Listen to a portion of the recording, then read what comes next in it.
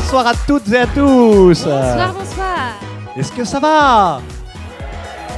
On vous entend pas très fort là quand même. Hein. Est-ce que ça va? C'est mieux. Ben voilà, on est en direct, de deux manières en direct ici dans cette salle avec un public incroyable et en direct avec vous qui nous suivez sur YouTube. Bonjour à tous, on est tous ensemble. Autant l'année dernière on n'était que en live, il y a 2 ans on n'était que en présentiel, et ben on a gardé le meilleur des 2 formules pour être vraiment tous réunis. Ombline, qu'est-ce qui va se passer ce soir? Mais plein de choses, Xavier. Nous allons vous présenter des nouveaux événements, de l'Asie, du terrain. Et puis de l'émotion, on va rire Surtout de parfois, l'émotion, c'est sûr. On va pleurer peut-être parfois aussi. En gros, on vous propose un condensé de Mission Bambou en quelques minutes. On est ensemble jusqu'à 20h. On a aussi des intervenants incroyables, on va vous les présenter au fur et à mesure. Et puis, on aura de l'interaction. Alors avec vous dans la salle, bien sûr, vous pouvez poser des questions en faisant des grands gestes comme ça. Et puis vous aussi, sur YouTube, vous pouvez nous poser des questions en commentaire, vous pouvez mettre des commentaires. Et puis, grâce à un système de régie extraordinaire, on nous les communiquera. Et éventuellement, on pourra même y répondre. C'est dire si les choses sont bien faites. Vive le digital. Donc n'hésitez pas à poser toutes vos questions. C'est votre soirée, que vous soyez dans la salle ou à l'autre bout du monde. Et pour commencer, on vous propose de prendre un peu de hauteur. Et pour prendre de la hauteur, qui mieux que ceux qui sont très haut placés, nos boss à nous. Et on vous propose d'écouter la parole des chefs avec Alain et les 2 Guillaume. C'est maintenant.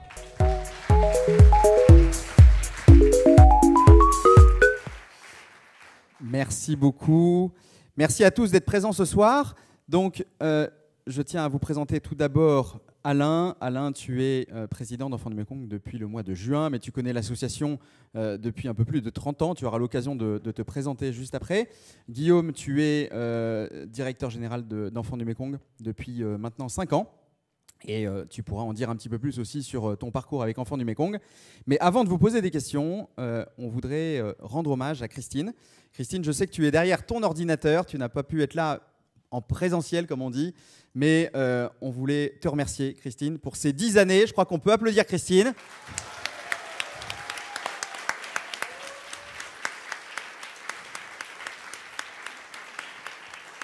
On peut l'applaudir puisque Christine, pendant ces 10 années, tu as été des dizaines de fois sur le terrain.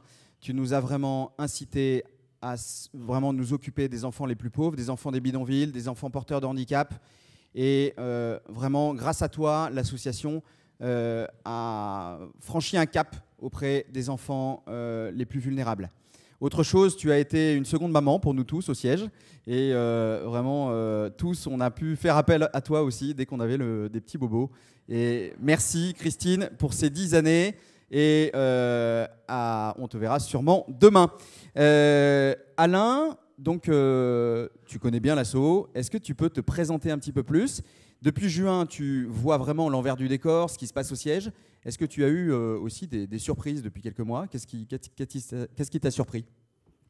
Alors pour me présenter, eh bien, j'ai 58 ans, je suis marié avec 2 enfants de 14 et 19 ans.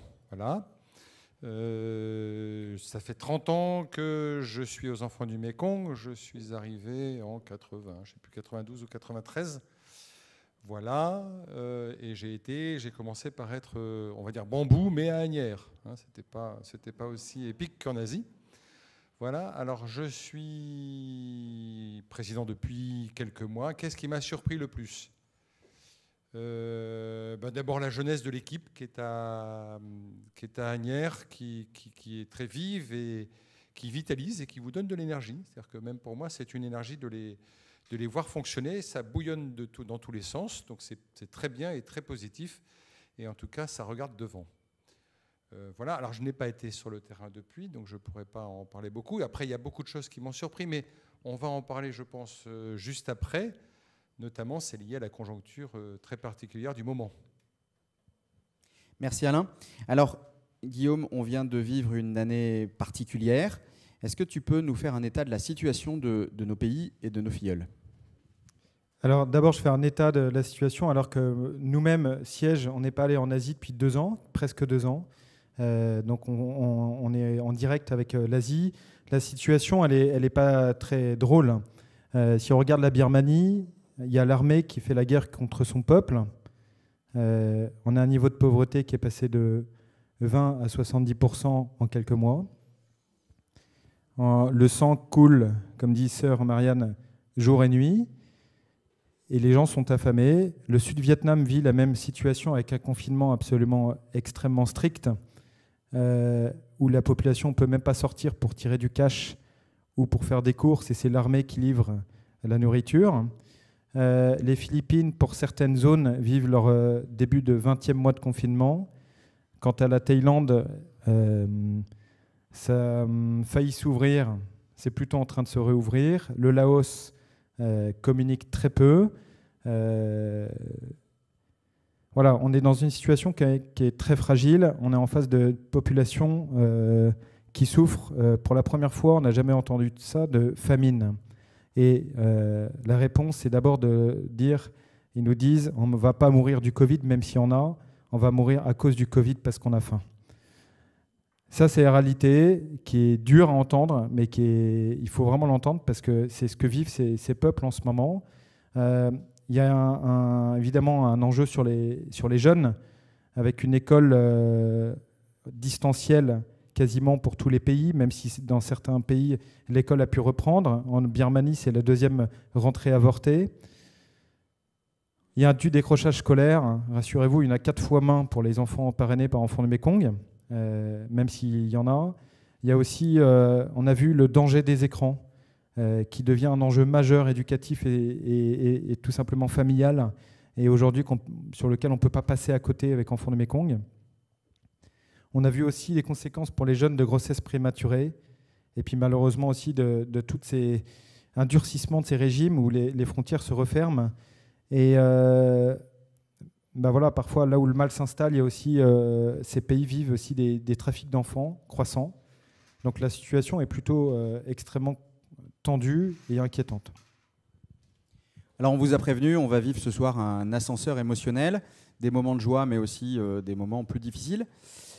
Alain, comment on peut garder l'espérance quand on écoute Guillaume ? Alors, comment on peut garder l'espérance dans une situation pareille ? C'est pas si simple, hein. Maintenant, je dirais que c'est l'espérance d'une famille. C'est-à-dire qu'on est une famille avec eux. On les a pris par la main. Eh bien, on a une famille, donc on va se battre avec eux pour regarder l'avenir et les aider à grandir quand même. Voilà, c'est ça. On est embarqué avec eux par un lien très particulier, hein, qui est de prendre un enfant par la main et de cheminer avec lui. Donc, à nous de continuer comme ça. Je dirais une famille qui souffre, elle est là avec des enfants et en même temps, elle se bat pour regarder l'avenir, pour regarder devant. Il faut qu'on regarde devant et qu'on regarde devant avec eux, quoi. Voilà. C'est pas, je dirais, quelque part, je me pose même pas la question comment garder l'espoir. C'est que il faut qu'on avance et qu'on avance avec eux du mieux qu'on peut, comme on peut, en mettant notre énergie et notre cœur dans cet accompagnement. Voilà, je dirais, c'est comme si ça nous arrivait. Alors, évidemment, c'est un peu plus loin, mais c'est comme si ça nous arrivait à nous en tant que famille. Et on l'a vécu, d'ailleurs, pour certains, de façon un peu plus dure, pas dans des mesures comme là-bas. Hein. Voilà, il faut avancer. C'est aussi notre joie d'avancer. Alors, nous tous qui sommes parrains, on se pose la question, mais comment concrètement on peut aider ces enfants? Comment l'association concrètement continue d'aider ces enfants dans ce contexte? La première chose que Enfants du Mékong a fait, c'est on a maintenu 100% des parrainages. Et c'est grâce à vous, parrains et délégués, qu'on a pu maintenir cet effort extraordinaire. Ça veut dire que malgré tous les drames, on a pu maintenir 100% des programmes de parrainage de manière opérationnelle grâce à une reprise en main en direct par l'équipe d'Anières, sans bambou, en direct avec certains bambous qui ont pu rester sur le terrain.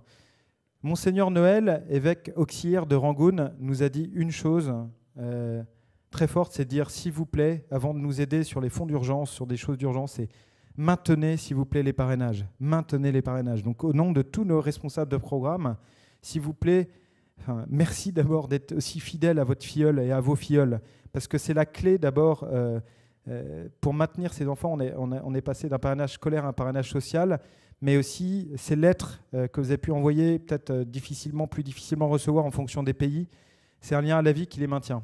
Et tous nos RP nous ont dit, Merci de dire à vos équipes à quel point, et aux parrains et aux marraines, à quel point c'est essentiel en ce moment.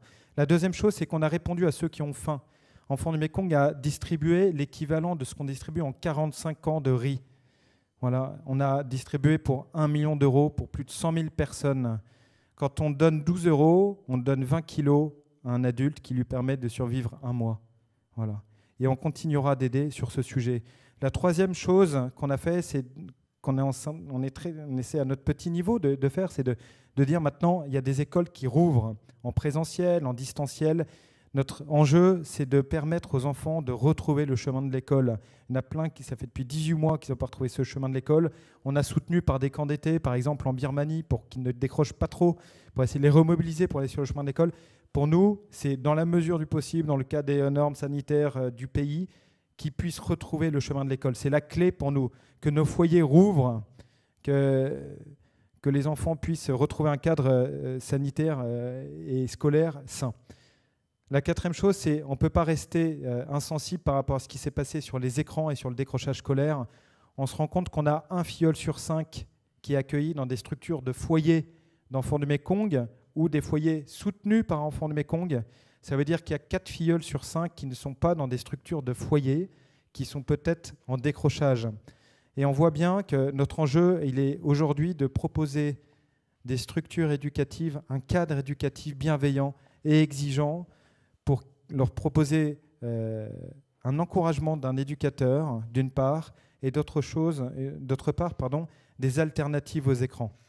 Enfin, on va essayer évidemment, dans un contexte économique extrêmement troublé, de regarder toutes les formations professionnelles avec lesquelles on a l'habitude de travailler en Asie, qui fonctionnent maintenant et après Covid, pour qu'ils puissent vite trouver un emploi, pour qu'ils puissent vite aider leur famille. On a maintenu 100% des programmes de parrainage, alors que dans la plupart des endroits, nous n'avions plus de volontaires. Je crois qu'on peut remercier et féliciter l'équipe opérationnelle Asie, l'équipe de Damien Verny, parce que c'est quand même assez incroyable. Bravo. Une question, Alain, sur le parrainage face à tous ces drames. Est-ce que le parrainage est encore le meilleur moyen d'agir ? Alors, la première chose qu'il faut constater, et Guillaume le disait, c'est que malgré une espèce de tsunami dans les relations, dans le fonctionnement, un tsunami économique, le parrainage a fonctionné. Alors le parrainage s'est un petit peu transformé puisque l'argent qui arrivait aux filleuls, des fois au lieu d'aider à scolariser, il a aidé à nourrir toute la famille puisqu'il n'y avait plus d'emploi et qu'il n'y avait plus d'école. Mais ça veut dire que le parrainage a eu une adaptation au terrain qui est remarquable. C'est ce qu'il faut se dire, c'est qu'il a réussi finalement à s'adapter au terrain. C'est bien la vision qu'on a à Front du Mékong, on n'est pas des spécialistes du parrainage, ce qu'il faut c'est aider. Et on a vu que cet outil s'est parfaitement adapté à la situation. Bon. À côté de ça, Guillaume l'a dit, on a beaucoup donné parce qu'il y avait des appels d'urgence. Donc ce sont nos RP qui ont fait des demandes. C'est-à-dire nos RP, c'est-à-dire ceux qui gèrent les parrainages sur le terrain. Hein, c'est ceux qui distribuent, ceux qui... Et eux ont dit, bah voilà, alors parmi les familles, il y en a qui ont vraiment besoin de plus, et puis dans les familles à côté, il y a aussi des gens qui ont besoin, et donc ils nous ont fait remonter tout ça. Et tout ça fait qu'on a pu donner de l'aide d'urgence, mais c'est passé par quoi ? Par toute cette organisation qui est montée pour faire du parrainage. Et puis maintenant, bah, on espère que ça va s'arrêter, mais ça va encore un peu durer, peut-être qu'il faudra rester encore comme ça pendant 6 mois, 1 an, on ne sait pas.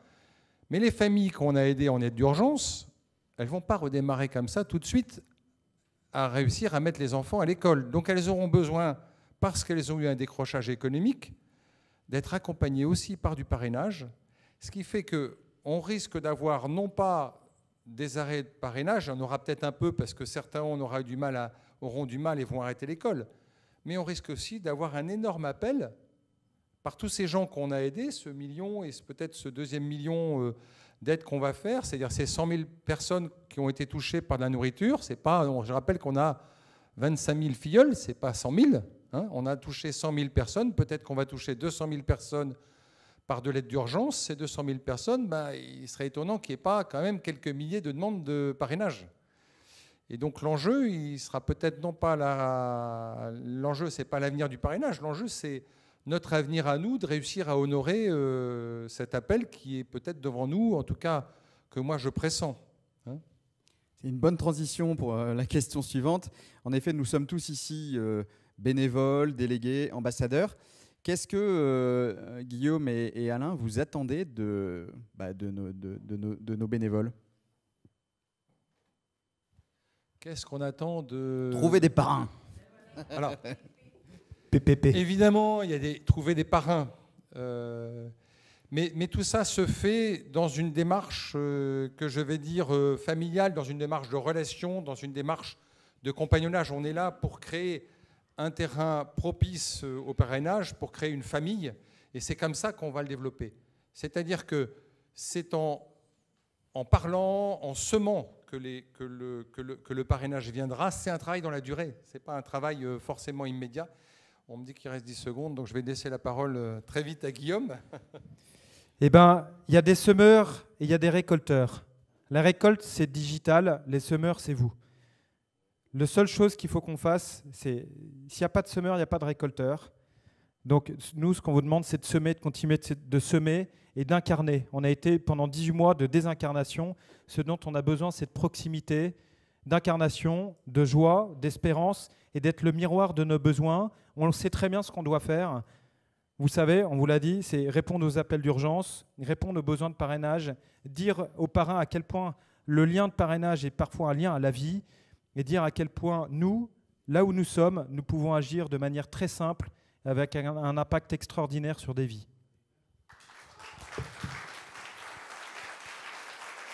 On s'est dit, on cherchait un moyen de vous dire merci, et en fait, ce n'est pas nous les mieux placés pour vous le dire. Alors, il y en a d'autres qui voulaient vous le dire. C'est une petite vidéo.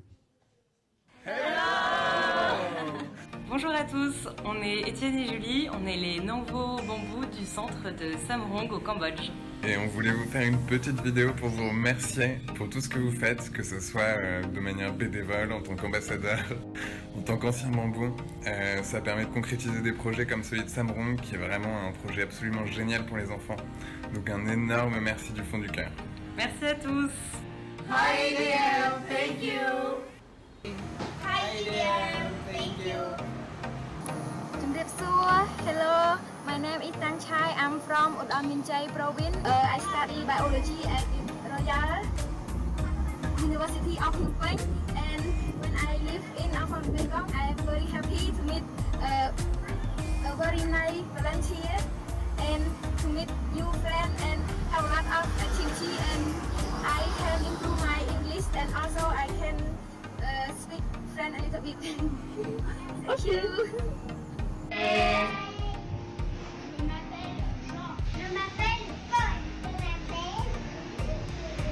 Je suis Claire. Je suis Bertrand. Nous sommes la nouvelle famille de volontaires bambou qui vient de France pour arriver à Phnom Penh, au centre Mérieux. Et hi. À bientôt. Bonjour, je m'appelle Nasrina, je suis étudiante en droit français.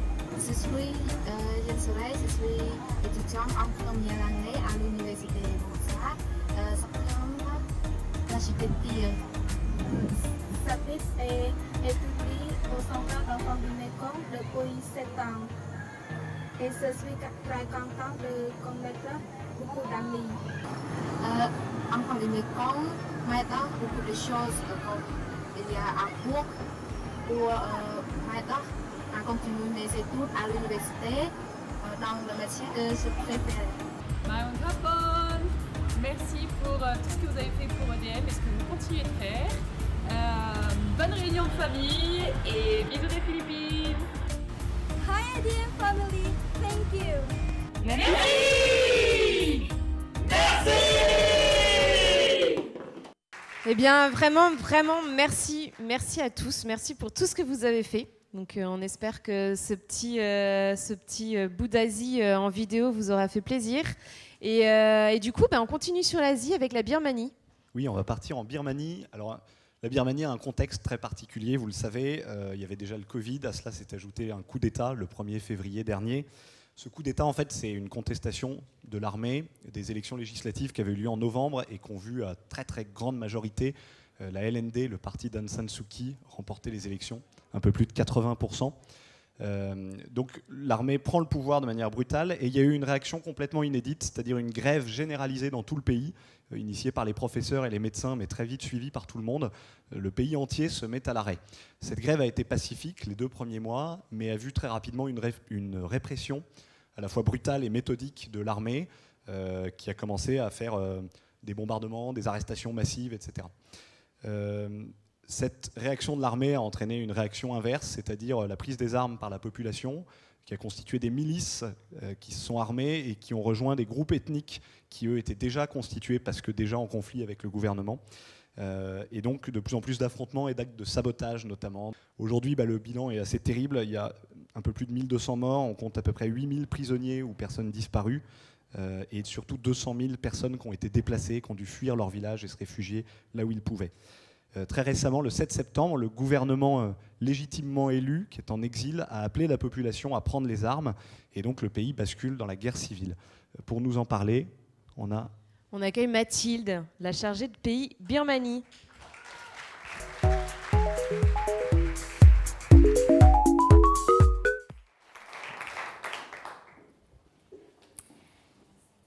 On dit que la Thaïlande est le pays du sourire. C'est vrai. En Thaïlande, tout le monde sourit, même les plus pauvres, même les plus démunis. Mais je me souviens pourtant de cette petite fille qui ne souriait pas. Bonsoir à tous, je m'appelle Mathilde et je suis partie l'année dernière 1 an en mission en Thaïlande chez les Karen. Je suis aujourd'hui chargée de pays pour la Birmanie et c'est de ce pays dont je vais vous parler. Mais pour vous parler de la Birmanie, il faut d'abord que je vous raconte ce que j'ai vu en Thaïlande. Et je compte sur vous pour, à votre tour, en parler à votre entourage. J'ai eu l'occasion à plusieurs reprises, durant ma mission, de me rendre dans les camps à la rencontre des réfugiés Karen qui fuyaient la Birmanie vers la Thaïlande. Et ça a été pour moi l'une des expériences les plus marquantes de ma mission. Alors ce soir, je vous emmène avec moi dans le camp de Ban Me Surin, au nord-ouest de la Thaïlande. Pour s'y rendre, il faut compter à peu près 3h30 dans un pick-up, en roulant sur des chemins à travers la jungle. Quand on arrive dans le camp, on distingue au loin plein de petites maisons en bambou collées les unes aux autres, juchées sur la montagne. C'est la fin de la saison des pluies, alors les ruelles du camp sont encore un peu détrempées. Et dans le camp, l'ambiance est plutôt calme. Les gens attendent passiblement devant leur maison. Alors la première fois que je me rends dans le camp de Ban Me Surin, c'est pour rencontrer une quinzaine d'enfants qui feront partie du nouveau programme d'enfants du Mekong. Je rencontre les enfants un par un afin d'apprendre à mieux les connaître et de connaître leur histoire. La dernière petite fille que je rencontre s'appelle Sobipo. Elle a 12 ans et elle est née de 4 enfants. Je suis très frappée de cette rencontre car pendant tout notre entretien, elle n'a pas souri et elle ne m'a pas regardée dans les yeux une seule fois. Sobipo a une histoire qui est malheureusement assez classique dans les camps. Ses parents sont arrivés ici peu avant sa naissance. Puis, face au désœuvrement, son père a sombré dans l'alcoolisme. Il a commencé à frapper sa maman. Et sa maman n'est malheureusement plus en capacité aujourd'hui de s'occuper de sa famille. Et c'est donc la petite Sobipo, du haut de ses 12 ans, qui s'occupe de ses 3 petits frères. Cette raconte m'a profondément émue, voire même révoltée. Je me suis demandé comment pouvait-on en arriver là? Comment une petite fille de 12 ans pouvait être si triste? On lisait vraiment sur son visage le poids de la vie qui pesait sur elle. Alors maintenant que je travaille pour la Birmanie, je comprends mieux ce qui se passe de l'autre côté de la frontière et ce qui pousse ces familles à fuir la Birmanie vers la Thaïlande. En Birmanie, les ethnies, comme les Karen, sont persécutées. L'armée birmane détruit, brûle, bombarde les villages. Et les familles sont obligées de fuir dans la forêt, dans la jungle, et de s'y cacher pendant plusieurs jours, voire plusieurs semaines. Et cette situation a des conséquences dramatiques pour l'éducation des enfants. En effet, d'une part, les enfants, lorsqu'ils sont dans la forêt, n'ont plus accès à l'éducation. Ils ne vont plus à l'école, ou alors de manière très sommaire.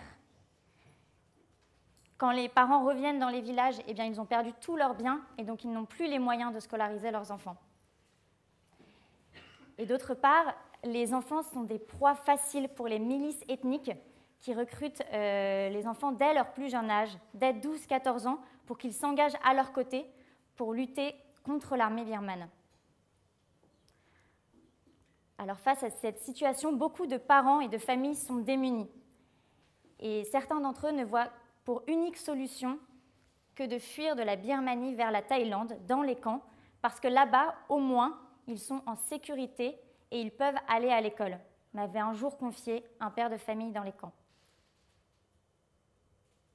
Alors, il y a un lien entre ma mission en Thaïlande, dans les camps de réfugiés, et mon travail pour la Birmanie aujourd'hui. Notre travail pour la Birmanie aujourd'hui, c'est de faire en sorte que ce qui se passe en Thaïlande, dans les camps de réfugiés, n'ait plus lieu. C'est de donner l'opportunité à ces jeunes Birmans de rester dans leur pays, dans leur village, pour étudier. Alors pour cela, Enfants du Mékong apporte une solution concrète à travers le parrainage scolaire. Alors c'est certes tout d'abord un soutien financier pour ces familles qui sont démunies et qui n'ont plus les moyens d'envoyer leurs enfants à l'école, mais c'est aussi et essentiellement un soutien moral pour ces jeunes qui se sentent soutenus et encouragés. Ça leur donne l'espoir d'un avenir meilleur. Enfants du Mékong soutient aussi des initiatives locales, comme celle de cette femme Karen qui s'appelle Et Toi, et qui a monté un réseau de plus d'une vingtaine d'écoles dans les villages les plus reculés de l'État Karen, ce qui permet chaque année à plus de 1500 enfants de se rendre à l'école. Et enfin, quand un enfant est parrainé, ça lui permet d'être suivi par un responsable de programme et ainsi d'être plus protégé des recrutements intempestifs des milices ethniques. 4 mois après mon premier passage dans le camp de Ban Mesurin, j'ai eu la chance d'y retourner à nouveau et de rencontrer une nouvelle fois la petite Sobipo. Et j'ai été très heureuse parce qu'à plusieurs reprises, j'ai vu un sourire se dessiner au coin de ses lèvres. Alors certes, le parrainage n'a pas stoppé l'alcoolisme de son père, ni la folie de sa mère. Mais le parrainage lui donne un espoir. Le parrainage lui garantit que quelqu'un, Dominique, sa marraine, pense à elle tous les jours et la soutient dans sa scolarité. Le parrainage lui permet d'être suivi par un bénévole qui vit dans les camps avec elle. Le parrainage lui permet quelques heures par jour d'échapper à l'enfer familial pour aller sur les bancs de l'école comme n'importe quelle petite fille de son âge. Tout ceci n'est qu'une goutte d'eau, mais comme nous le rappelle Mère Teresa, si cette goutte d'eau n'existait pas, elle manquerait terriblement à l'océan. Merci beaucoup.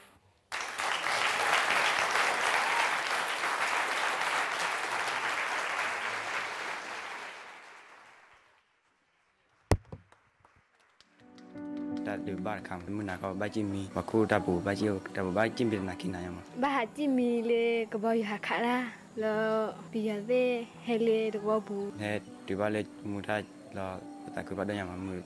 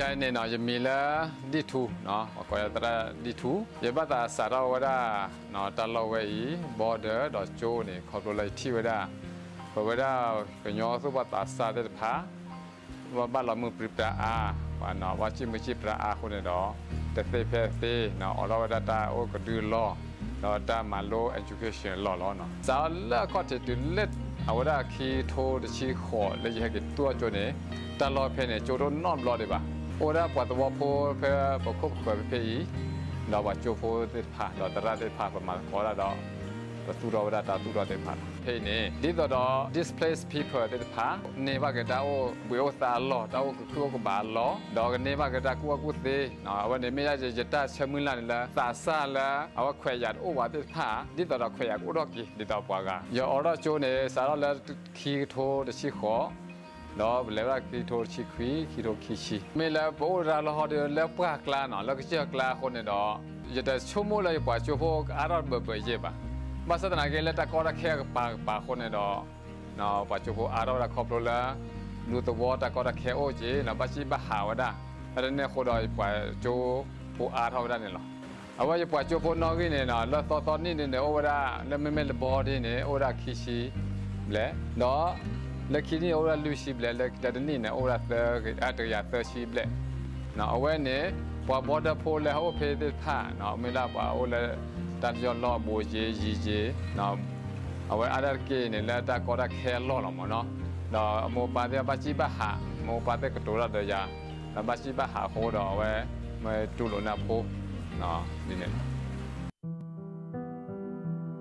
ยังมีเวลวาลงโอเลอรวาเลไม่เบรกิมยังมีเล่พอเจสมีวะยอรวาเลจิบเน่ตะเกียตยังมีเล่คินเนซีพวกเราก็มีเล่วัดตกลาตะเกียแต่ดูบ้านคำมุนาก็บ้านจิมีว่าคู่ตาบูบ้านจิโอตาบูบ้านจิมเป็นนักกินอะไรมั้งบ้านจิมีเล่ก็บอกอยู่หาขาละแล้วปียาเดเฮเล่ตัวบูทำมันดูพวกเราพูก็ยังไม่เล่บิตาอุลฟานเนี่ยเพื่อนเราได้จ้ะเนี่ยบ้านคู่เราไปแบบบิตามุปาเดบ้านจิมีเล่ทับบูเดน่ะเล่ปวกละเล่เตก็ดีละเดน่ะเนี่ยดูบ้านเล่มุดาเราแต่คือบ้านเดียวมันมือตอนดูอันนี้เป็นว่าพัดดูยี่ห้อไปยี่ห้ออะไรหรอเฮเล่ข้อตัวตัดเสกตัวตีตาตัวชีเดสเกย์เดข้อยี่โอเลตเกย์ผู้บ่มีผู้เจนี่ตะก็ตะไคโอตะว่าเดมอผู้บ่มีเนี่ยก็ผู้เลี้ยงที่ผู้บ่ควานี่ตัดเสกเละๆจีบ่ควาดีว่าพ่อบ่ตาดมอมีบ่มีเนี่ยว่ามีหัดที่เราว่า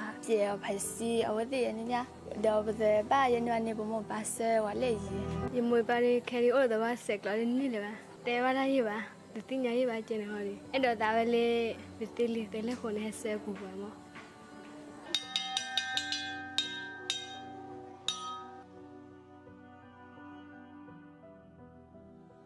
Hello, my name is Roslim, but some of my friends call me Rose. Before, I was working in advertising agency. After I quit from my previous job, political situation and the country situation, it's not very well in Yangon because I heard the news that there is a vacant in Umuta school. So I decided to come here, and then I still saw a student. I want to help them. I want current people to be educated person, and then I know that they all need well education. That's why I'm decided to work here.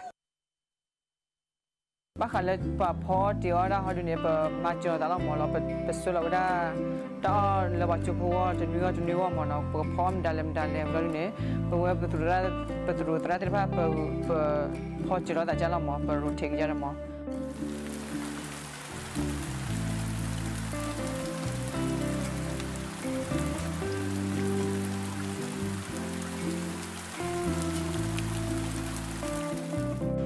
เอาไว้เนี่ยประจำมือละกว่าสุรโพสต์ทุกวันตาซาได้ภายเนี่ยประเมตเฮียอควายนอตมีบ่าตะกัวก็เตเมตโอวันเนี่ยเอาไว้ก็รอถือไว้หมอเนาะแต่นั้นเราคนเราที่เมที่ว่าตะกอได้เคดีเนาะตาชูระละปกเสมาระละจูดได้ที่ตะกอท้อนี่ตาจูดได้เนี่ยเนาะแล้วจูดได้เราโพสต์เลยทอดท้อหมดตาข้าสุญญากรแล้วนั้นคนเนี่ยเนาะจูไว้เนี่ยตาประโยชน์เตอเนี่ยเนาะปลาแล้วแควยัดโอ้บาดได้ผ้าก็ที่ตอนเราก็มารู้ว่าก็ได้ที่ตอนเราเอาไว้ที่เต้ตันเลยทอดเลยทอกอุระกี่ก็แล้วเนาะเอาคนเนี่ยโจโพเลยแห่เนี่ยจะที่ที่อ๋อโจเลยนอร์บาบะเนาะจะที่ที่อ๋อตาออกไปนอร์บาบะเนาะจะที่เคยดันนอร์มีบะเนาะไม่ข้อเนี่ยเนาะยันเลยได้เลย và ta mà chụp đó thì nó đó bùi về là và mà chụp vào tết pha đó phải là mà chụp vào tết pha rồi ởคนเนี่ยตัวว่าตาซาtết phaเนี่ยไม่เคยโจเล่นเนี่ยตอนน้อยเฮว่าเนี่ยบ่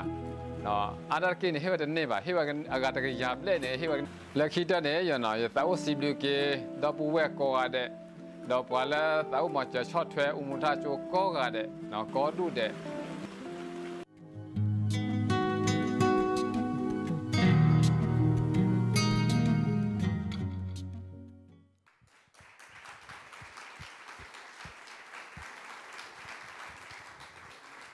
Voilà, c'est une vidéo qui est pleine d'émotions. On va continuer, on va rester en Birmanie pour comprendre encore un peu mieux ce sujet.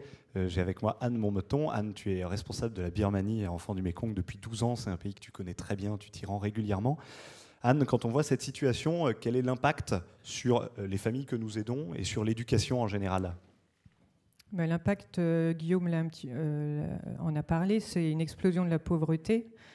Une crise économique, les gens ont perdu leur travail du fait des mesures sanitaires qui se sont mises en place dès le mois de mars 2020.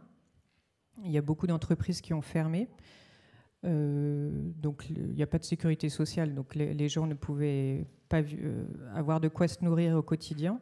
Et puis le coup d'État, en fait, avec la crise bancaire, puisque les banques sont fermées, le confinement et le fait que l'impossibilité de se déplacer pour se rendre à la ville, par exemple vendre une récolte, le fait que les gens n'avaient pas de quoi, les gens n'ont pas de quoi se nourrir au quotidien. Et les prévisions, en fait, c'est entre 2 millions et 3 millions de personnes en insécurité alimentaire, donc c'est la famine. Si le conflit perdure et se généralise. Alors, Enfants du Mékong, ce n'est pas une association urgentiste, on est une association sur le long terme d'éducation. Qu'est-ce qu'on peut faire dans une crise comme ça ? Est-ce qu'il y a quand même des possibilités d'action ? Oui, j'ai oublié de parler un petit peu de l'éducation. Donc, l'école a été fermée. Elle a rouvert que 2 mois en juillet-août 2020.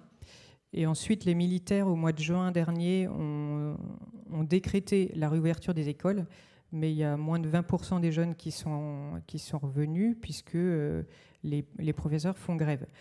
Donc, dans les projets, pour répondre à cette situation, on a soutenu des projets de camps d'été, beaucoup, de cours à la maison.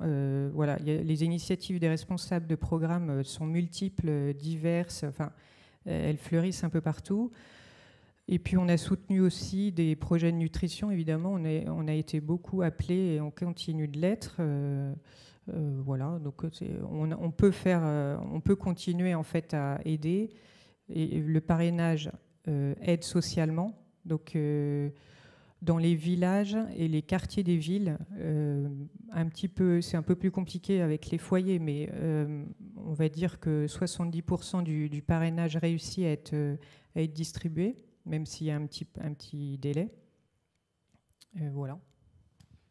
Comment est-ce qu'on peut fonctionner sans bambous sur le terrain ? Parce que les bambous n'ont pas pu retourner en Birmanie, bien sûr. Non, les bambous.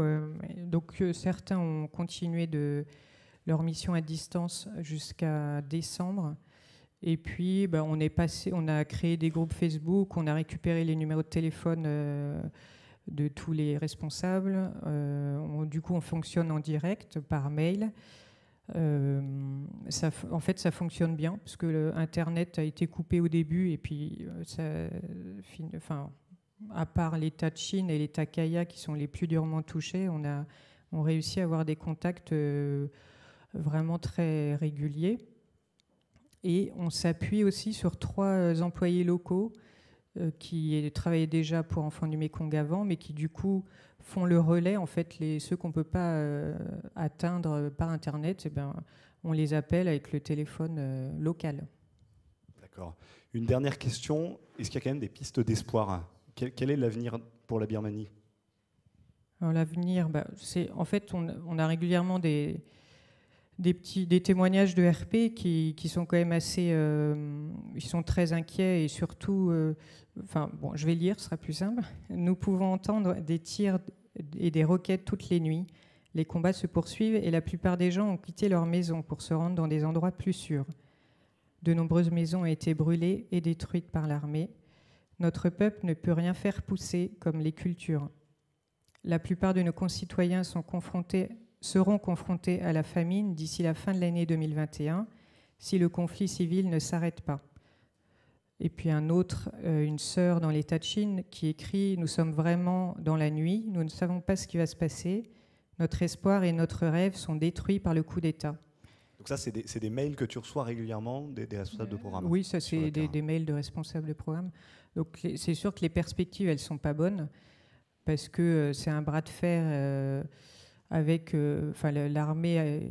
Il y a énormément d'hommes, du coup, les moyens sont disproportionnés. Après, les lettres continuent d'arriver, les jeunes écrivent, on arrive à faire passer l'argent par des moyens sûrs et on sait que c'est distribué. Et puis là, on a le programme étudiant, on continue à soutenir les étudiants même si on n'a plus de foyer. Et récemment, il y a un jeune qui est entré dans une formation de boulangerie qui est assez réputée, qui a été créée par des Français. Bon, voilà, c'est des petites lueurs d'espoir comme ça. On continue, comme disait Alain, on continue avec les personnes qui sont de bonne volonté et puis on verra ce qui se passera. Alors, on le voit à l'écran, c'est Shine Bobo, je crois qu'il s'appelle, qui est rentré en boulangerie. Donc c'est ce genre de petites initiatives qui nous permettent de continuer d'y croire. Merci beaucoup, Anna. Merci. On va aller cette fois au Vietnam. Vous l'avez retenu, le Vietnam, c'est notre premier pays d'action avec plus de 40% de nos parrainages. Et pour ça, on accueille la responsable du Vietnam, Anh Linh.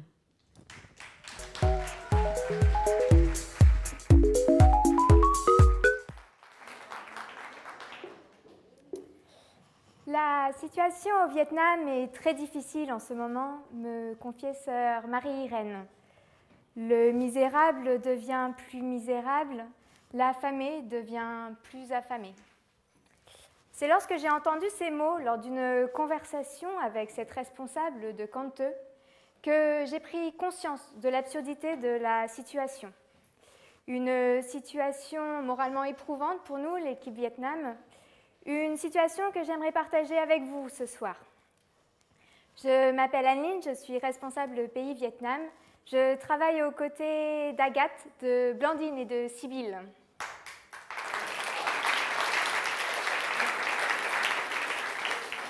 Alors, pourquoi absurde? Le Vietnam s'en sort plutôt bien, non?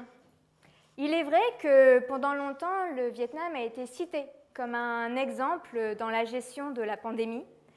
Mais depuis le mois de mai, le pays connaît une nouvelle vague de Covid-19. Et depuis, les choses ont basculé dans un autoritarisme absurde. Pour contrôler la pandémie à tout prix, les autorités vietnamiennes ont mis en place un confinement ultra strict, interdisant aux gens de sortir de chez eux, même pour aller acheter à manger. C'est l'armée qui a pris la relève, qui patrouille les rues et qui ravitaille les familles les plus démunies. Mais vous imaginez bien que face au nombre, l'armée s'est vite trouvée débordée. Et on se retrouve avec des familles qui ne sont pas livrées tous les jours, qui sont livrées en quantité insuffisante. Parfois, on leur demande même de payer en liquide alors qu'ils ont l'interdiction de sortir pour se rendre à la banque. Et on se retrouve avec des familles qui sont assises sur des tas d'or et qui meurent de faim. Il faut dire que les sanctions pour ceux qui ne respectent pas les règles sont très élevées.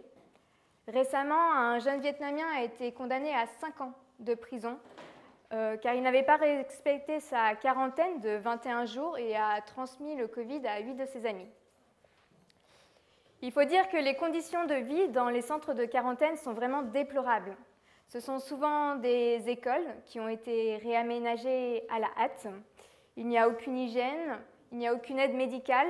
On y trouve des enfants isolés parce que leurs parents ont été placés en isolement parce qu'ils ont été testés positifs.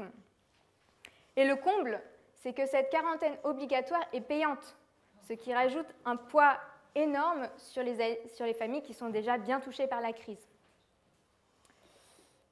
Mais je crois que le plus incompréhensible, du moins pour nous, c'est que très peu remettent en question ces mesures de confinement, car les Vietnamiens sont terrorisés par la maladie.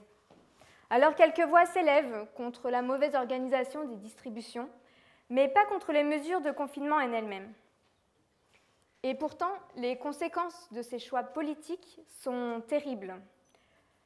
J'avais Sai au téléphone la semaine dernière, peut-être que certains d'entre vous connaissent cette responsable de longue date d'Enfants du Mékong au Vietnam.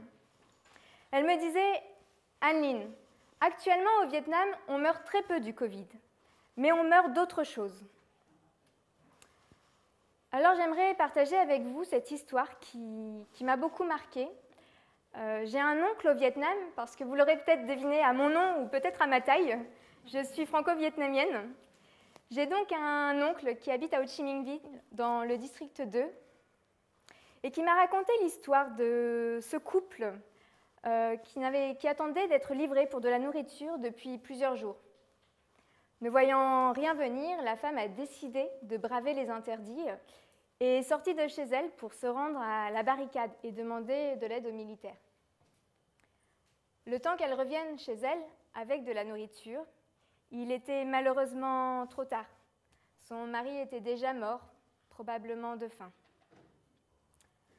Alors le cas de Ho Chi Minh Ville est un cas extrême. Mais dans les régions qui sont durement touchées par le Covid-19, les ruptures de stock, du fait des délais d'acheminement, de la baisse de la production, ont entraîné une flambée des prix. Les familles de nos filleuls sont au chômage depuis 2, voire 3 mois, et n'ont plus les moyens de subvenir à leurs besoins. J'aimerais à présent vous partager ce témoignage d'une filleule qui habite dans le delta du Mékong. Thuy Trang est une jeune fille de 16 ans. Elle nous dit ceci. « Mon père est décédé il y a longtemps. Pour gagner sa vie, ma mère ramasse des bouteilles qu'elle revend.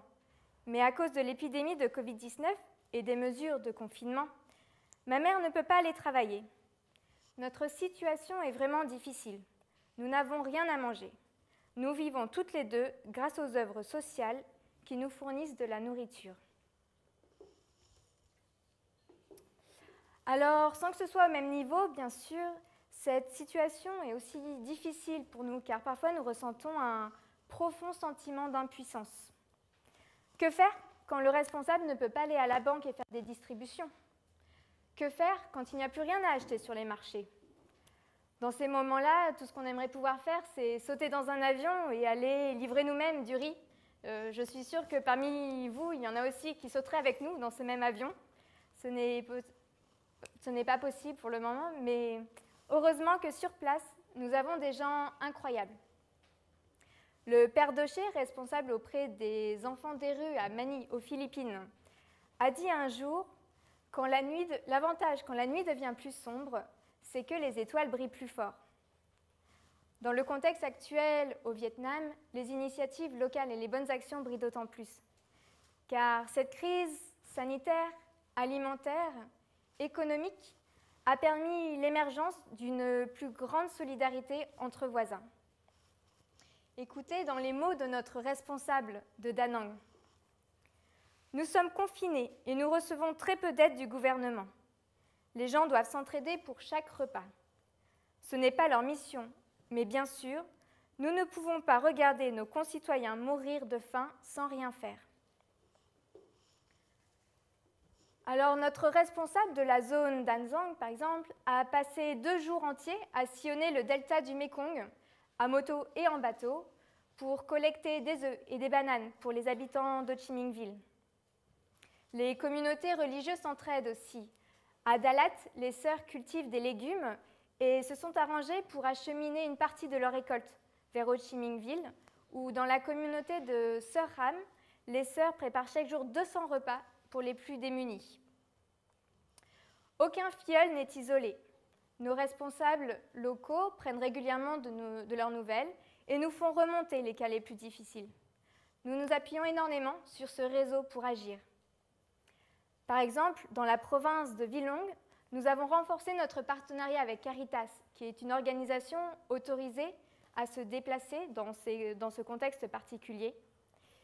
Et grâce à eux, ce mois-ci, nous allons pouvoir distribuer des colis alimentaires comprenant du riz, du nokmam, des nouilles instantanées aux filleuls et aux familles les plus pauvres. Grâce au projet Covid d'Enfants du Mékong, nous avons envoyé 30 000 € en 2 mois, ce qui a permis d'aider plus de 3 000 familles. À Bac Ninh, dans le nord du pays, Sœur Te nous a sollicité pour venir en aide à une 50aine de familles. Après les distributions, elle nous a dit que les bénéficiaires avaient été très émus et que certains avaient même pleuré. Pour ceux d'entre vous qui connaissent le Vietnam et la pudeur légendaire des Vietnamiens, c'est dire à quel point ils étaient touchés. Ce projet Covid ne serait pas possible sans vous, sans votre aide. Quand la nuit devient plus sombre, les étoiles brillent plus fort, nous disait le père Daucher. Pour nous, ces étoiles, c'est vous.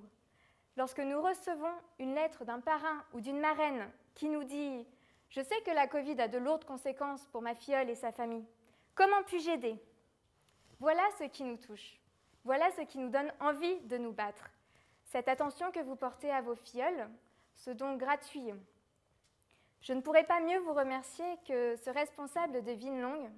Ce que vous faites pour nous en dit long sur combien vous nous aimez. Au nom des enfants défavorisés et dans le besoin, je remercie les bienfaiteurs qui nous ont aidés. Merci sincèrement.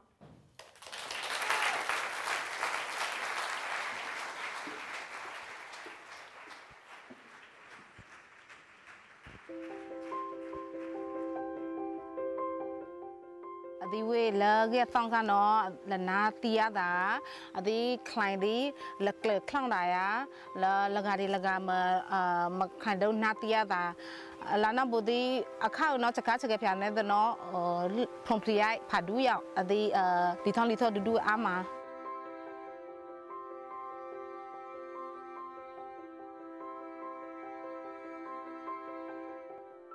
Osan la sai ko ade ye mai mwe Susanna Win lo ye ma saphai samala ma si ho ye yu thwe puta la director la ga lo ye ora ma si ho ane la ning tho la chik khwi pai na la nei de la ye ba ya no lo bele ye ba ora ma si ho la ba chan la yu puta no le no ye da pa yaw khom mu pha de di la pha ma khu an kha da ka ka ge la protik kha de adi pu le de ma adi yu pu thwe la khwe ba chu no ye da saka cha ge chu no ye ma chan adi ye ta o ma chan adi no lo ye samung la puta di la pha o ma la adi sama la mo ya a chu ta adi thu chang la che adi ko khanda la khwe ya chu no ta ye samung la adi mung la nei adi ma yu laung da adi we ma da adi we ti ba lu mu pha chama chan sha daung de adi ma aung da a we adi ma di ma da we alu thi ma ti da we ma li ti da we ma pon thi to mo de thi to de mo de pa ngo che ma set to ya da ma ti a ga ye samung la la adi anaga a ga no ye sa da ma se la kha no lo la adi ge tong kha no ba ma lu adi ko mai de a mi mwe gi a lu thi mwe gi a ti ya chai de mwe gi thang ai ta de mwe gi a kha yo no adi da ba adi li thong li tho du a le lo ka ge no long chang o pha du e a chan la adi lo sha mo ma lu adi lai kui lai ti po lai ti a chakon chato de to cha phla cha de ma lu le mu cha cha cha se cha tha khao cha la cha adi ma ti de no ma lu adi laga de laga kui la adi ma ti de jo no ma lu adi laga de laga mo mo e adi sati se ba laga de laga mo mo e ana bo de ma lu adi ko wa de no lo adi ma li ma cha pa cha ma de phlo ma climb ba climb bi to le ba o bi to le ba o de ti tu phong kwa bi to le ma lu adi phya no a yi chi tha no lo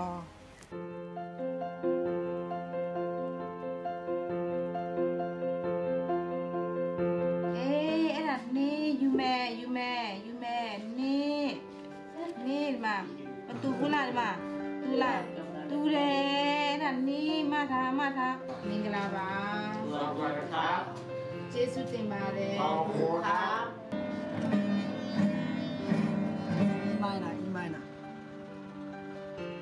ye o akayu no chama chen ye o ye sala o laga ye sala no ma chen ye malu puta lai malu puta to je plaja tawita chen chu chde ye sala mai no no sala dawe no lo awe da no mela ekasaya pilanda e puta me pilanda de puta de la payu no lo akayu no Masi ho le nei de la ye ba ya da ba puta li thong li tho du du a le da bo ta khoi du ma no lo thui cycle site da ba ka sa ya philang rui ni a thon ni ye be ye ba philang da le phuli puta le thu chang a ga je no ye cycle site da ka sa ya du ma no lo de la kai ba ye cycle site da ba le chama chen chama bo thi tu pang kwa a pi thon le du ko a de ye cycle site da ba mu pha puta mu pha a di ne a ye ge a ye a di phuli le ye o a chon ta ye cycle site da ba di ko a di no lo de la ka ba si la chama chen se phi kan phi ba ye phi la ye gan ye ba lo phi kan phi ba ye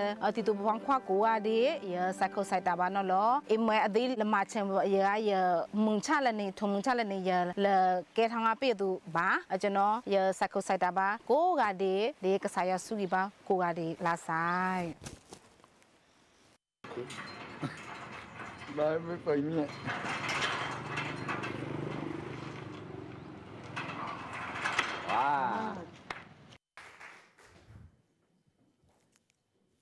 Alors, séquence émotion ce soir avec Boran. Alors, Boran, tu viens d'un tout petit village dans le nord-ouest du Cambodge, un petit village de 50 habitants. Tu es le seul de ton village à avoir poursuivi tes études après le collège. C'est dire à quel point tu as fait preuve de courage, de détermination. Tu me disais, lorsqu'on préparait cette rencontre, que tu étais fier de tes parents. Pour toi, ce sont des héros parce qu'ils se sont sacrifiés pour toi. Après ces études, tu as été parrainé. Tu as la chance d'avoir été parrainé par Anne-Madeleine, qui est une ancienne volontaire d'Enfants du Mékong. Et puis, tu as poursuivi tes études à Sisopone, puis après au centre Mérieux, où tu as passé 5 ans. Alors après, tu as vraiment fait preuve d'audace, Boran, puisque tu as cherché sur Internet pour obtenir une bourse. Et tu as obtenu une bourse qui t'a permis de venir en France, de poursuivre tes études en France, des études de domotique, de faire un stage après à Grenoble. Et maintenant, tu poursuis encore tes études, puisque tu poursuis avec des études d'informatique. Voilà. Alors, oui. Je crois que Boran, on peut t'applaudir et bravo pour ce parcours.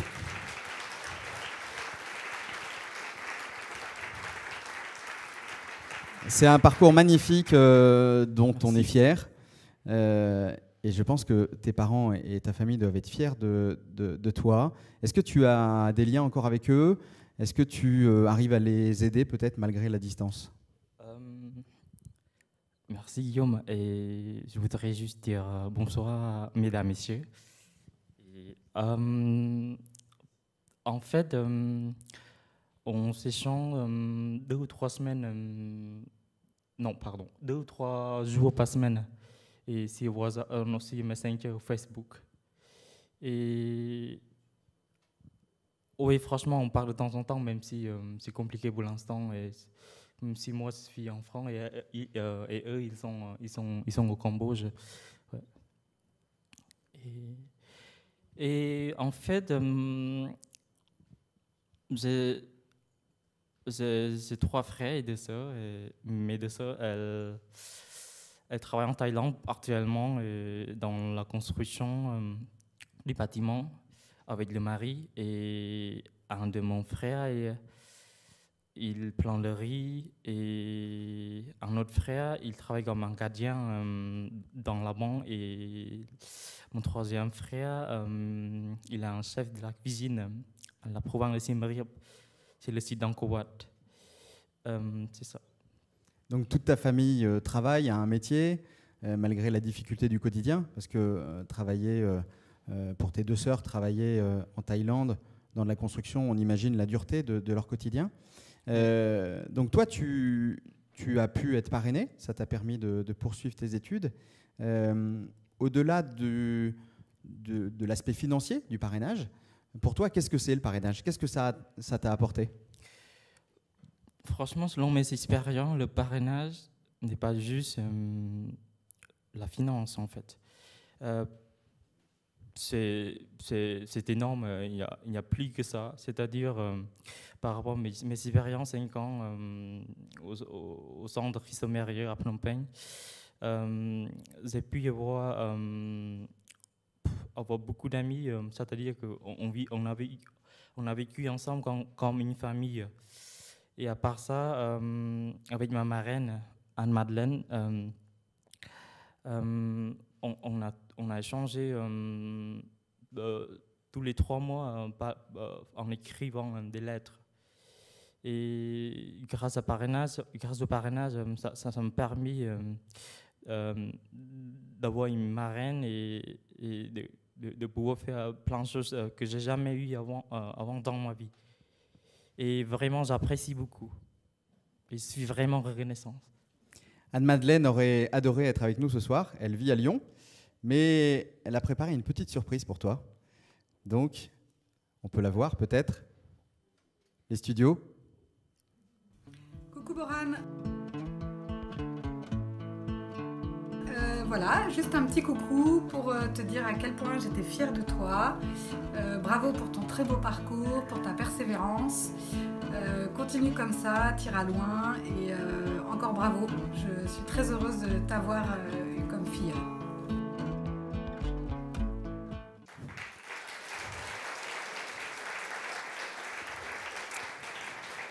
Ouais. On vous a prévenu, il y a de l'émotion ce soir. Et on est tous émus. Donc on voit bien le lien fort que tu as eu avec cette marraine, avec Anne-Madeleine. Après, tu as poursuivi donc tes études au Centre Mérieux pendant 5 ans. Des cours à l'école d'ingénieur, mais aussi tout un tas d'autres choses. Qu'est-ce que le Centre Mérieux t'a apporté, en plus des cours ? En fait, à part de suivre mes cours à l'université, j'ai appris d'autres choses au centre Christo Mérieux.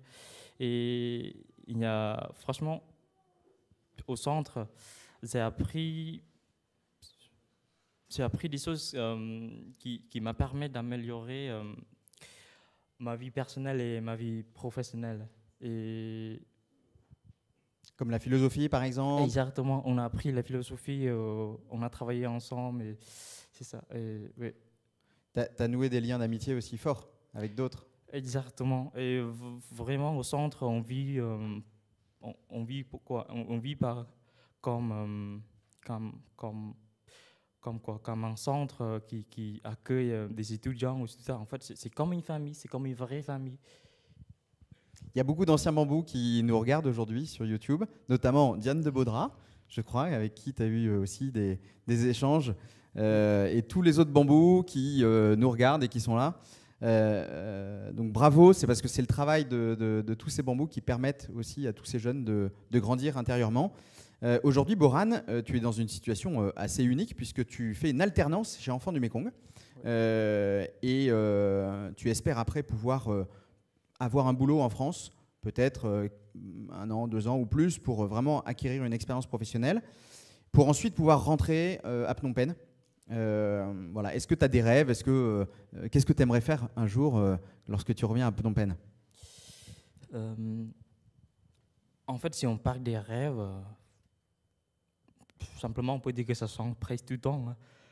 Et moi, j'ai des rêves, et franchement, après avoir fini mes études en France, j'aimerais bien chercher un travail, et pour gagner, mais c'est pas pour toujours, c'est pour juste avoir des expériences professionnelles. Et après, quand j'ai l'impression que j'ai assez de compétences, sans doute je vais rentrer, et ce que je peux faire, en fait, je vais partager tout ce que j'ai appris ici, et surtout tout ce qui concerne l'informatique et la technologie. Comme vous savez qu'au Cambodge, c'est un pays développé du coup, par rapport à la technologie ou tout ce qui concerne domotique ou informatique, on ne comprend pas trop. Et du coup, moi, j'espère que j'aurai une partie de développer ça dans mon pays. Merci et bravo. Merci. Et En plus de ça, Boran s'implique pour son village parce que dans ton village d'origine, il n'y a quasiment aucun enfant qui va à l'école au-delà du primaire. Et donc Boran a mis en lien nos équipes de Sisopone avec son village et il va y avoir plein de parrainages dans son village. Donc c'est super, c'est une belle aventure aussi pour ton village et pour tous les voisins de tes parents. Merci Boran et bravo pour tout. Merci Guillaume, merci à vous. Un grand merci. Boran, c'était un exercice difficile pour toi, tu nous l'avais dit, donc merci beaucoup d'avoir joué le jeu.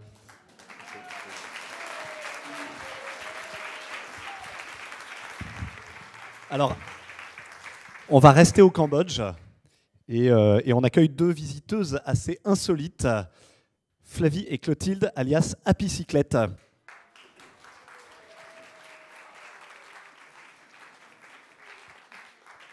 Elles l'ont fait. Voilà, Flavie, Clotilde, merci d'être là. C'était pas gagné. Vous avez, on va pouvoir s'asseoir. Vous avez mené tambour battant le projet Happycyclette cette année, un projet qui visait à montrer les joies du parrainage à la fois en Asie et en France. Pendant 6 mois, vous avez pédalé sur les routes du Cambodge d'abord à la rencontre de nos filleuls et ensuite sur les routes de France à la rencontre de nos parrains. Merci beaucoup et une image vaut 1000 mots. Donc avant de se lancer dans l'interview, je vous propose de regarder une petite vidéo que vous avez réalisée.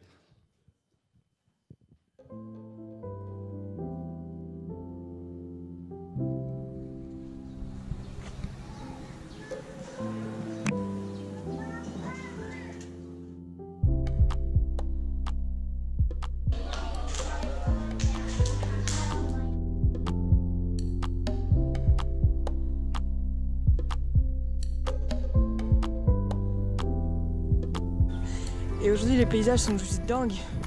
Là il est 7h du mat, il fait encore bien frais. Et c'est un plaisir de pédaler dans cette belle nature. En plus on a un soleil de ouf, trop beau. Nous voilà arrivés face à la mer. Et on a réussi à amener les vélos sur le bateau. What the kiff. On les fait voyager avec nous.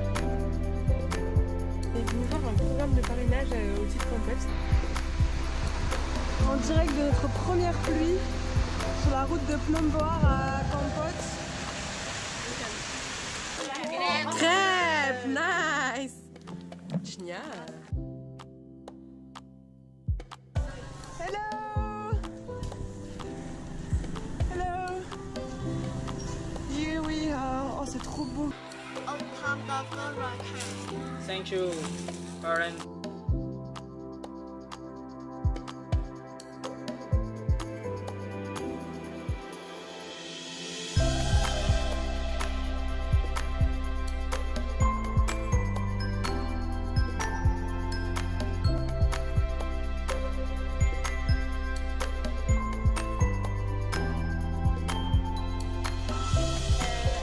Voisins à côté avec qui elle s'entend très bien. Tout à l'heure, on les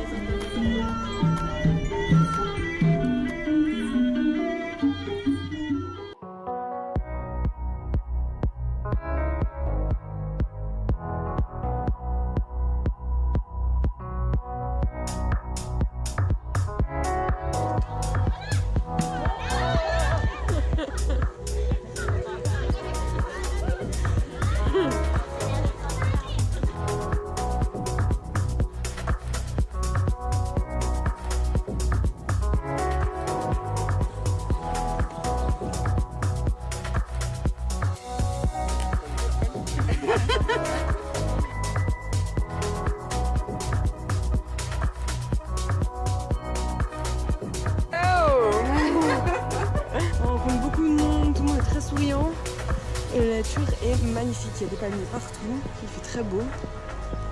Voilà, c'est le kiff.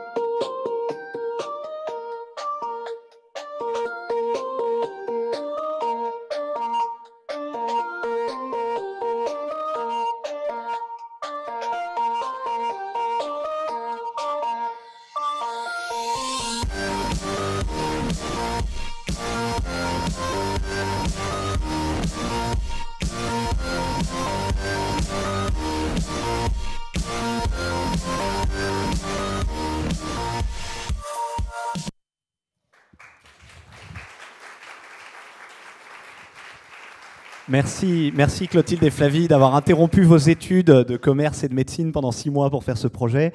Et merci d'être là ce soir pour nous en parler. C'était pas gagné. Clotilde, tu viens d'Espagne tout spécialement pour nous ce soir. C'est quand même adorable.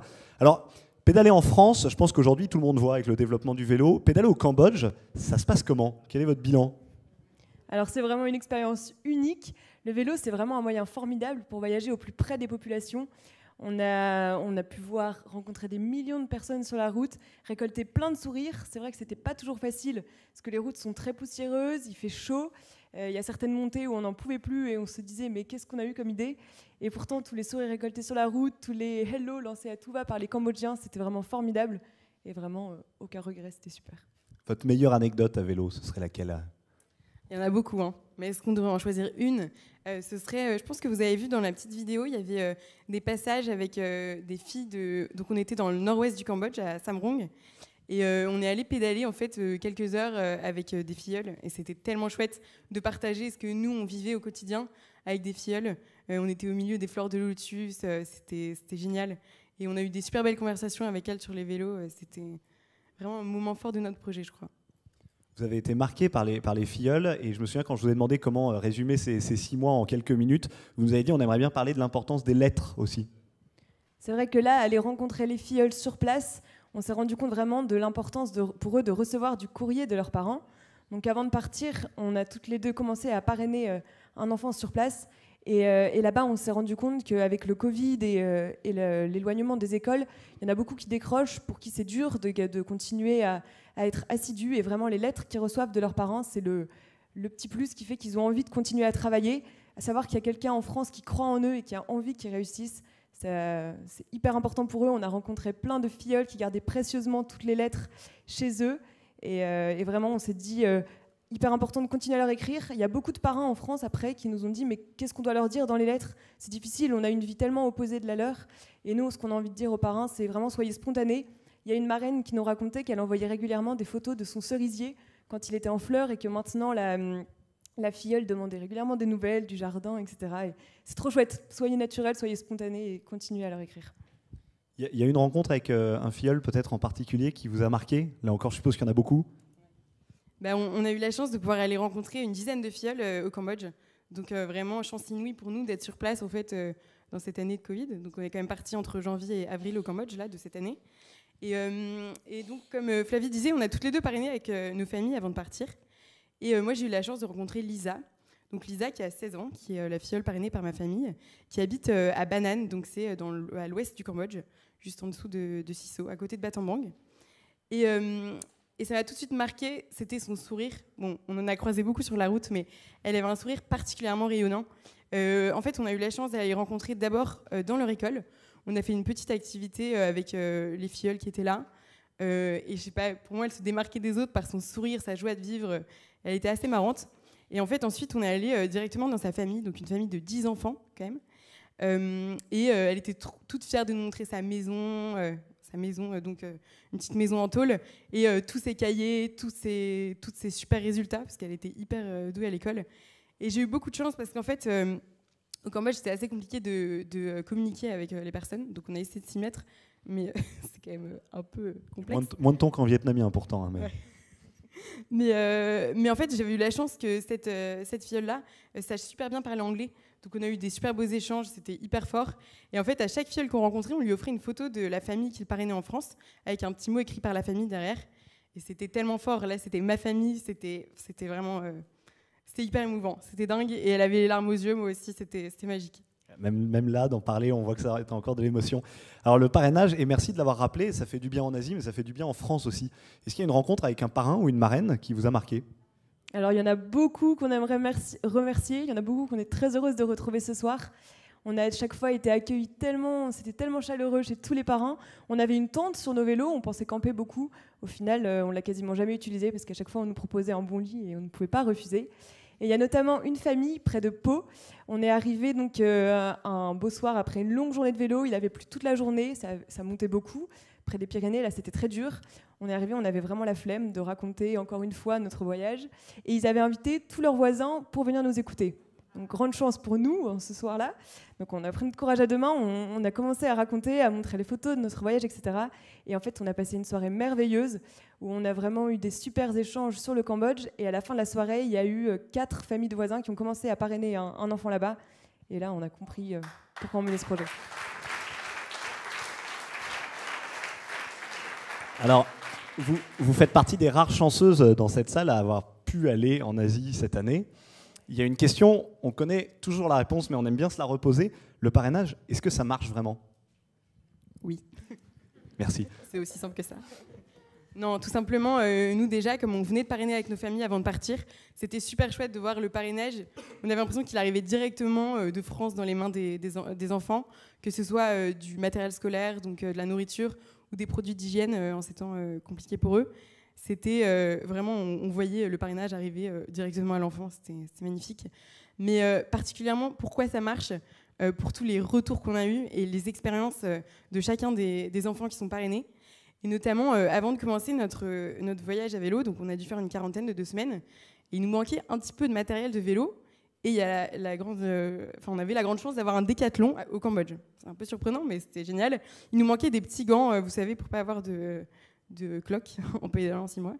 Et en fait, donc on commence à s'adresser à plusieurs personnes dans le magasin. Et il y en a un qui nous dit « Ah bah attendez, mon collègue, c'est le manager en second du magasin, il est un pro de vélo, il adore ça, donc allez le voir. » Donc on va voir le petit collègue, on lui parle et on lui explique que voilà, on va faire un tour du Cambodge à vélo. Et il nous dit « Ah bon, mais pourquoi en temps de Covid, c'est bizarre ?» On lui explique « Bah, on y va pour Enfants du Mékong. » Et là, il nous dit « Mais Enfants du Mékong, mais moi, je suis un ancien filleul !» Incroyable, incroyable. Quelle leçon d'espérance avant de commencer, c'était dingue. C'était fou.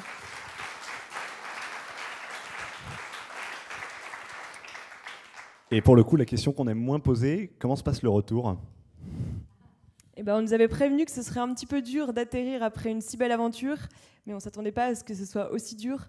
C'est vrai que avoir fait tellement de rencontres pendant si longtemps, tous les jours on vibrait, que ce soit par la beauté des paysages ou par tous les témoignages hyper touchants qu'on a récoltés, autant au Cambodge qu'en France. Et là, on se retrouve dans nos quotidiens, en stage et de retour sur nos bureaux pour étudier. Et c'est vrai que c'est pas facile. Et pourtant, on a cru comprendre avec le temps que l'important, c'est vraiment de témoigner et que reparler du Cambodge, ça nous fait beaucoup de bien. Alors c'est vrai que la plupart de nos amis nous disent « Alors, c'était comment ?» Résumer 6 mois en une phrase, c'est vraiment difficile. Mais ne serait-ce que leur partager toute la joie qu'on a reçue là-bas, tous les beaux témoignages de vie, leur montrer nos photos, c'est vraiment très fort. Et donc, pour tous les bambous qui ont eu l'occasion de partir et puis tous ceux qui sont déjà allés là-bas, vraiment témoigner de toute la joie qu'on peut voir sur place. Et puis aussi de la ténacité des étudiants sur place, la persévérance dont ils font preuve dans leurs études. C'est une belle leçon de vie. Alors c'est vrai que, par exemple, moi qui suis étudiante en médecine, c'est pas toujours facile de se mettre à travailler tous les jours, surtout après une si belle année. Mais je me dis, par rapport à tous les filleuls que j'ai rencontrés qui se levaient tôt le matin pour étudier, je dois au moins m'y mettre à fond. Et je rajouterais les paroles d'un grand homme qui se situe juste à ma droite. Une page qui se tourne sans oublier la précédente. Voilà, c'est comme ça qu'on pourrait résumer ce retour après une belle mission. Merci beaucoup Flavie et Clotilde. Merci Flavie. Et on va regarder, vous avez tourné aussi des petites vidéos pour présenter le parrainage vue d'Asie et vue de France. On va regarder l'une d'entre elles.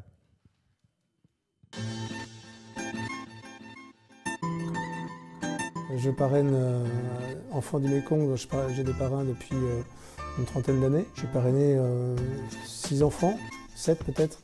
Moi, j'ai toujours eu beaucoup de joie de parrainer 6 enfants parce qu'ils ont une foi à décrocher les montagnes. Par exemple, ce garçon qui disait que la récolte de riz qu'ils avaient été emportée par l'inondation, que sa maison a été détruite mais que grâce à Dieu, ils étaient encore en vie. Donc je me disais, beaucoup de gratitude parce qu'ils sont bien conscients que l'aide qu'on leur apporte, ils ne la considèrent pas comme due. Et puis ils disent, je m'efforce de bien travailler parce que vous me faites confiance. Mais ce qui me réjouit, c'est que je pourrais continuer à parrainer là.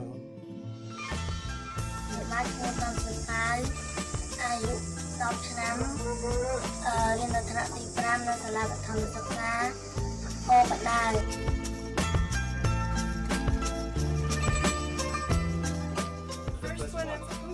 Cheerio!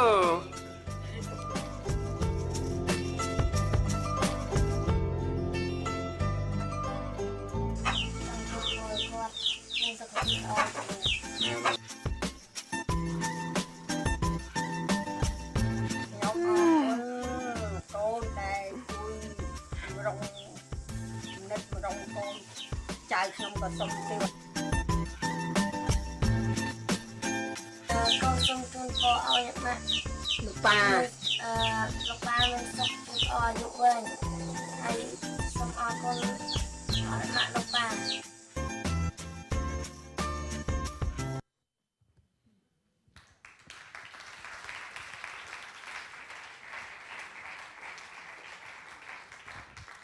Alors, on reste au Cambodge et on accueille Blandine qui nous revient tout juste du Cambodge.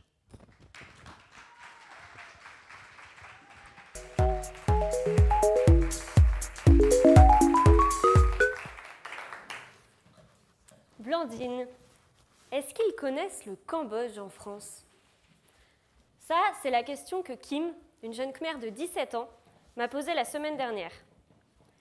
Ça m'a fait sourire intérieurement, je lui ai répondu que oui, les Français connaissaient son pays. Mais cette question m'a quand même fait réfléchir. Je fais partie des rares chanceux à avoir pu me rendre au Cambodge récemment avec Enfants du Mékong. Et je vous regarde et je me dis, waouh, il y en a certains dans cette salle qui n'ont jamais pu se rendre en Asie, et pourtant qui sont parmi nous ce soir à la réunion de famille Enfants du Mékong, qui s'engagent chez Enfants du Mékong, parfois depuis plusieurs années, et qui restent. Alors, ce soir, dans les 5 prochaines minutes, je vais essayer de vous faire ressentir à quel point vous êtes utile. Je m'appelle Blandine, j'ai 23 ans. Je termine mes études de commerce à l'IESEC Paris. Je suis chargée de pays Thaïlande et Laos pour Enfants du Mékong et je suis partie avec eux au Cambodge pendant 6 mois. Je suis rentrée il y a 3 mois. Alors, j'ai 3 frères et sœurs. Et à chaque fois que l'un d'entre nous se rend quelque part, ma mère lui demande « Ma poulette chérie, tu me raconteras tes premières impressions. »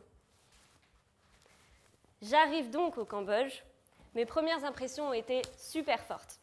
Déjà, on sort, il y a une immense chaleur, énormément de bruit partout. On arrive sur une route qui est en fait un puzzle de bouts de goudron un peu partout. Un tuk-tuk qui fonce, moi dans le tuk-tuk, à essayer de récupérer mes bagages qui sont tous en train de tomber sur la route. Des vélos, des camions, des scooters avec 3 km de marchandises au-dessus d'eux. Des gens qui se sont arrêtés pour faire la sieste dans la rue. Bref, un joyeux bazar. Et on se rend vite compte de la différence de culture. Je me souviens notamment d'un soir où j'avais la chance d'avoir le passage dans mon centre des apicicyclettes. Et un soir, on a voulu leur faire un repas français. Bon, alors on a fait avec les moyens du bord, c'était des spaghettis bolognaises et des crêpes au chocolat. On était super fiers de notre dîner français et on a été assez vite très vexés de la manière dont ça a été reçu parce qu'on s'est rendu compte qu'elles ont pris leurs crêpes au chocolat. Elles ont mis un petit peu de spaghetti bolognaise à l'intérieur. Elles ont refermé le tout. Elles l'ont mis dans du chocolat. Et elles sont venues nous voir. Ksniana, c'est super bon. On était là, bah, yes, mais c'est pas comme ça que ça se mange. Alors, vous êtes nombreux ce soir. Je vais vous demander une chose. Nous allons faire une expérience tous ensemble. Nous allons suivre la vie d'une jeune Khmer de ses 5 à ses 19 ans, tous ensemble. Donc ce soir, vous ne vous appelez plus François ou Françoise, vous vous appelez Han et vous avez 5 ans. Vous avez 5 ans. Vous habitez dans une petite maison en bois, il n'y a qu'une seule salle à l'intérieur, complètement reculée dans la campagne cambodgienne. Il n'y a aucun accès à l'eau. Vos 2 parents travaillent en Thaïlande, donc ce sont vos grands-parents qui vous éduquent. Ce soir, vous êtes allés vous laver au point d'eau du village, vous étiez super contente, il y avait tous vos amis. et vous retournez vous allonger à côté de vos grands-parents dans l'unique salle de votre maison. Han, vous avez maintenant 8 ans. 8 ans et vos parents sont rentrés à la maison. Malheureusement, ils se sont disputés plusieurs fois. Vous les avez vus se disputer devant vous plusieurs fois.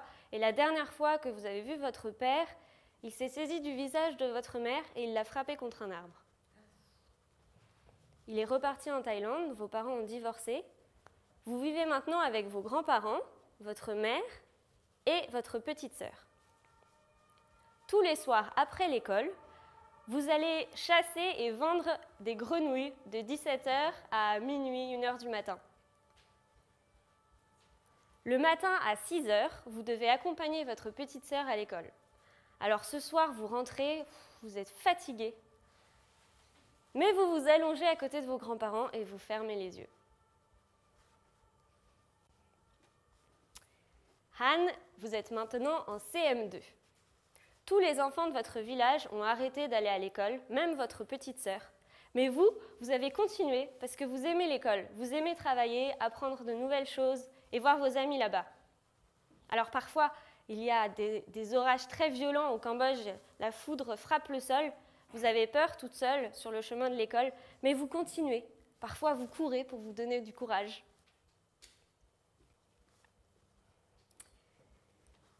Vous allez entrer au collège et Enfants du Mékong est venu vous rencontrer et vous faire passer un examen que vous avez réussi. Vous allez déménager au centre de Samrong. Alors vous déménagez, vous arrêtez de vendre vos grenouilles et vous avez un parrain qui vous écrit des lettres, qui vous soutient financièrement. Et à travers l'échange de ces lettres, ça vous rend plus curieuse sur le monde et sur les choses. Vous rencontrez plein de nouvelles personnes. Au début, vous êtes triste parce qu'il n'y a plus votre famille. C'est compréhensible. Mais petit à petit, vous vous entendez de mieux en mieux avec les filles de votre foyer, que vous commencez à appeler mes sœurs. En 3e, vous vous découvrez un nouveau rêve. C'est d'étudier à l'école de Salabai. C'est une école d'hôtellerie. Vous voulez travailler dans un hôtel.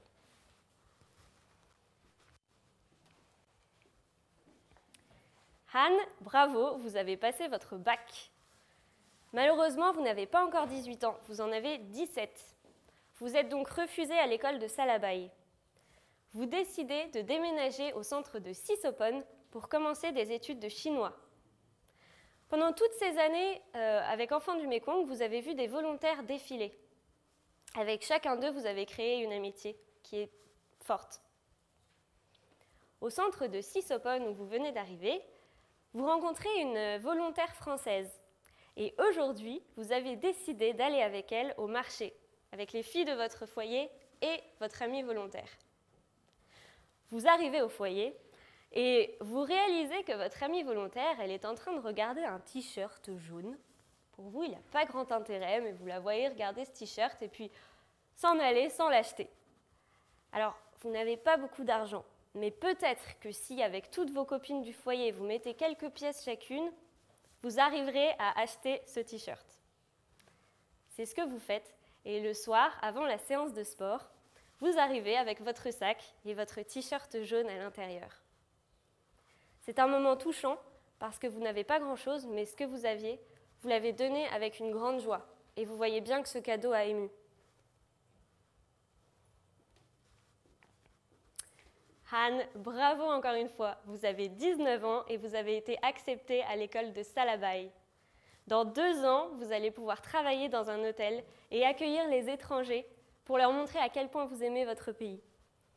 Vous allez pouvoir leur parler khmer, anglais ou bien chinois. Ce soir, vous êtes fiers parce que vous savez que le t-shirt jaune que vous avez offert à votre amie volontaire, elle est en train de le porter devant plus d'une centaine de personnes qui écoutent votre histoire et qui ont pris 5 minutes de leur soirée pour se mettre à votre place et revivre tous les instants importants de votre vie. Vous êtes fiers de là où vous êtes partis et vous êtes fiers de là où vous arrivez.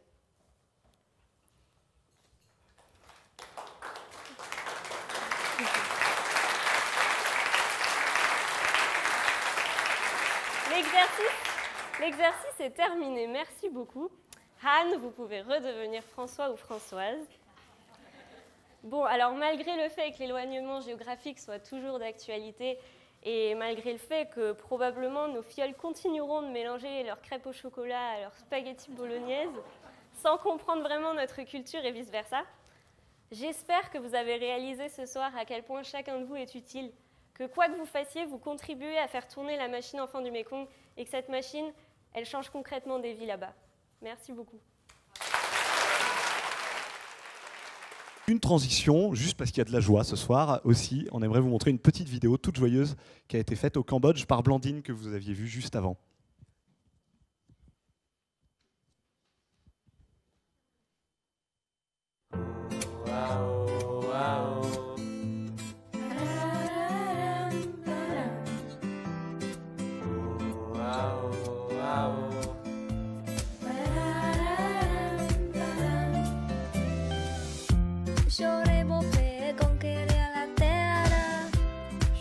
Beau être un joint.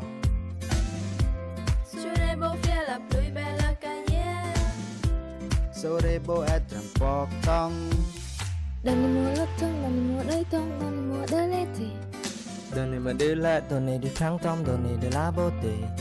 Donnez-moi de l'eau, donnez de la sang, donnez-moi un voyer. Oh oui. Si je t'aime pas, ça c'est à toi. Aku bumi sonner et la flore. Si tu m'aimes pas, si je t'aime pas, ça rime à quoi? Som samulu mi som merisoare. Wow, wow, ça c'est à quoi? Si je m'aime pas, si je t'aime pas, ça rime à quoi?